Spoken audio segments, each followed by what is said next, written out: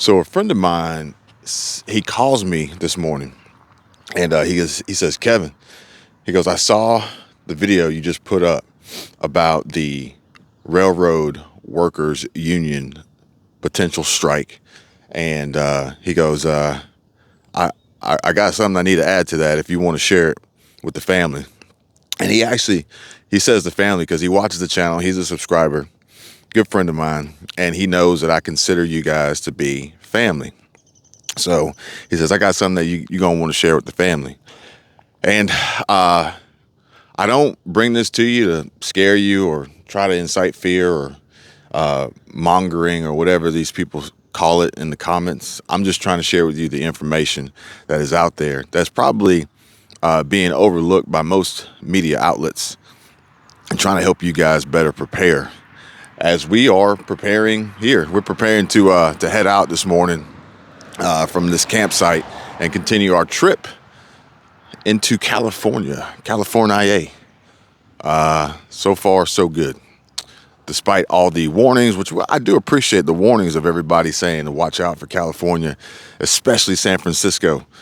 We survived San Francisco, so we're moving on from that. But, if you guys aren't aware, my wife, she kind of has this addiction. I'm joking, she's not an addict, but she loves to shop at a particular wholesale membership club, and it's not Sam's Club. Well, my friend who I'm talking about, who called me this morning, happens to work for this same company. And, he's in I wouldn't say he's in a management position. I don't know if it's high level. I don't know the rankings of their company, but he tells me, he says, look, man, we have been working on finding solutions to the problem. And he says, you know what the problem is. He goes, now I have emails from inside corporate, and we meet up. He knows I'm on the road, so he's like, if we meet up when you come back, he's in Atlanta still since we moved to Florida. So he said, if we meet up, I can show them to you. He goes, I can't send them to you and things like that. I can't risk my job because he goes, if I lose my job, I'm not prepared. He goes, plain and simple, he goes, I'm not prepared to lose my job. I'm not prepared to try to find another form of employment. He goes, money's tight and we're working on our budget, but he goes, no lie, dude, I'm not prepared, plain and simple. He goes, I need to get prepared. I watched the videos.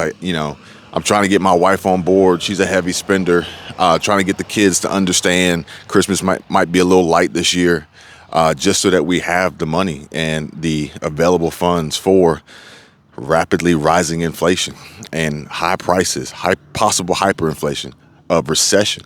So he goes, look, if you come through, I'll show them to you.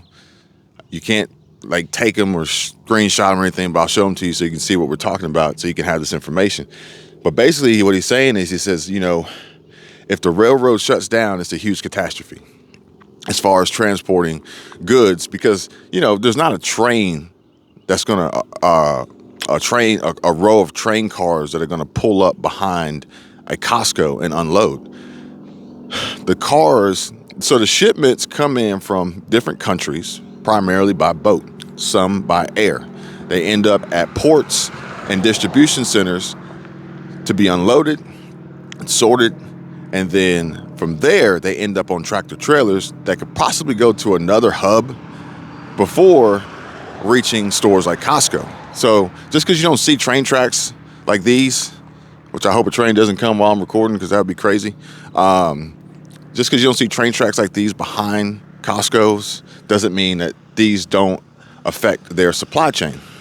Now, there are some industries that actually do have rail behind them, and they're strategically positioned for rail to receive shipments directly by rail.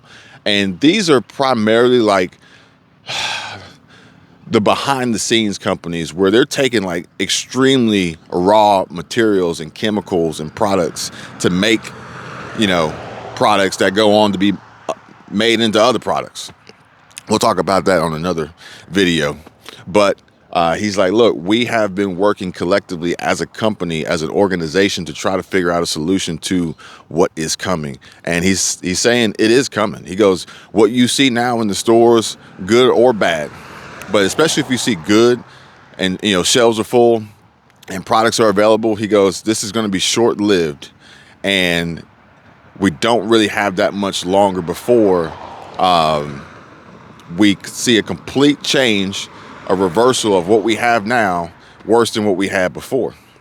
He goes, you know, we are running through some supplies and inventories, but they're not being replenished. And he says, from the source. And he says, you know, if they're not being replenished from the source, and or we see a shutdown in transportation through rail, that's going to be it's going to be a huge impact. And he says that, you know, they have not shared through email, but, you know, through the grapevine word at the water cooler, I guess, is, you know, they're expecting some layoffs, and they're going to do the best they can to maintain and not, but they are preparing for mass layoffs. Maybe not mass layoffs in one particular store, one particular city, but mass layoffs for the size of the company that it is worldwide, nationwide, there'll be a huge loss to the economy, to workers, to people trying to earn a paycheck and survive and be able to feed their families day after day. And he says, you know, he goes, yo, if I'm on that list, which he feels pretty confident he's not, but at any given time, anybody could be gone. You know, you just never know. Unless you're at the top, unless you're number one, you just never know. And he's like, look, dude, I got credit card debt. I got student loan debt. You know, I don't have any investments. The best I got is a 401k, which, you know, if I were to try to tap into that, you know, that's only going to be short-lived, which isn't that much in there. My portfolios, the investments that my 401k manages, they're not performing very well.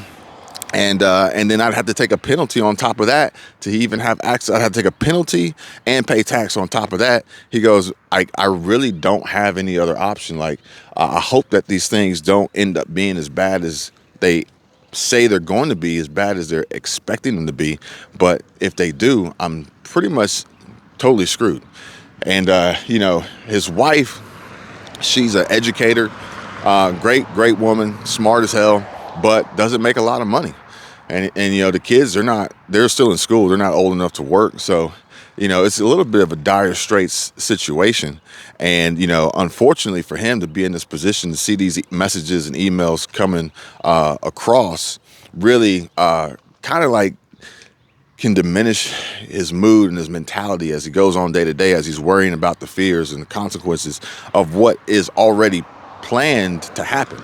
The best we got right now is a reversal and a solution to avoid the direct impact that we are headed towards of shortages, of economic collapse, of the middle class being wiped out, of high inflation.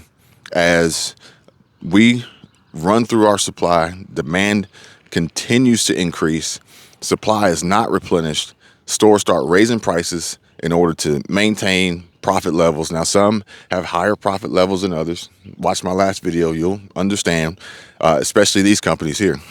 The companies putting these rails to use, high profit margins, and they're screwing over the little guy. They're screwing over the middle class working American employee, the working class poor, basically, who just works hard enough to be broke. Comment below if you know what I'm talking about. But I won't be back in Atlanta probably for another month or so. So I don't know how quickly I'll be able to get this information to be able to relay it to you exactly. And then even by then, I'm sure it'll probably be worse than what it is now. But, you know, like I said, we're in California, so we still have a pretty long journey to get back. And then before I don't have any plan scheduled to get back to Atlanta anytime soon. So maybe I can find a way to try to get more of this information and bring it to you guys so that you're aware. But at the end of the day, all I can do is urge everybody to do their best to prepare as best possible. And it's not just the food and the water is important, but making sure that you have shelter, and making sure that you can afford the shelter, making sure you have transportation, making sure you have health care. That's going to be huge. And making sure you have a safety net and a network and a family and a community and a backup plan, because when shit hits the fan, you're going to need a support group. You will. And I don't want to see anybody out there or hear anybody out there or read comments and get emails from people saying, Kevin, you're right. It happened. I lost my job. I don't have any money. I don't have any savings.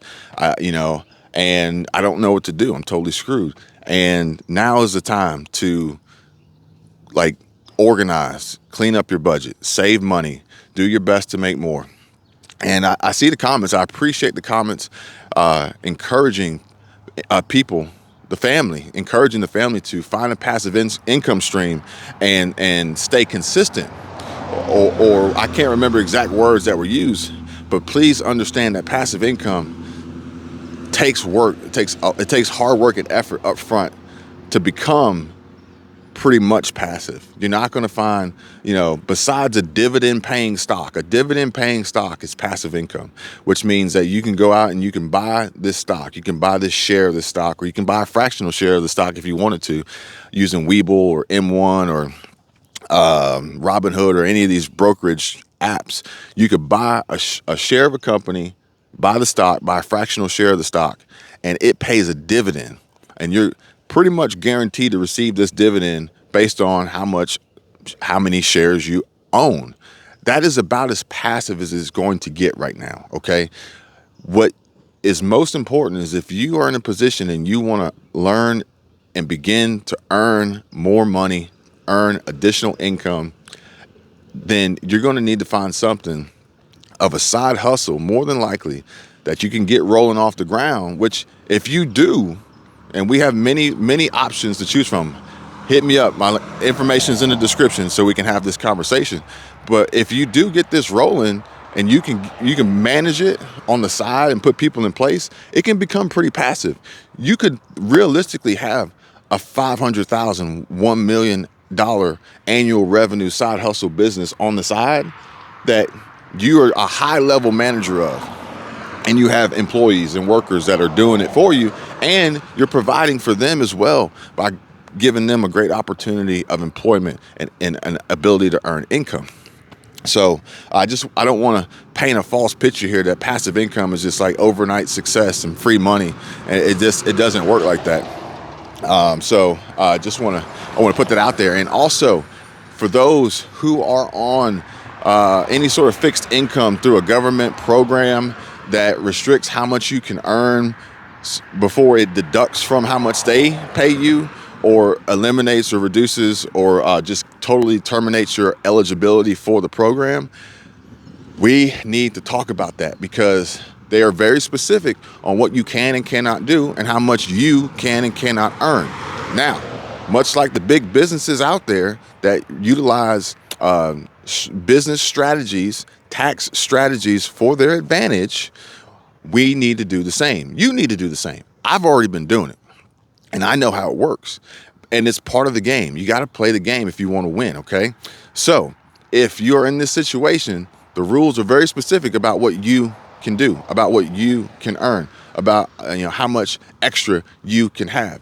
Very, very specific. And we need to talk about that and use that and expand on that as far as how it's going to affect your ability to generate additional passive income on the side, setting you up and putting you in a great position for safety first and foremost as we get through SHTF, and then beyond that, moving on to building wealth and a nest egg, a future for your family, a college fund for your kids, all of that, eliminating debt, improving and increasing your credit score, all that. So we need to talk about that.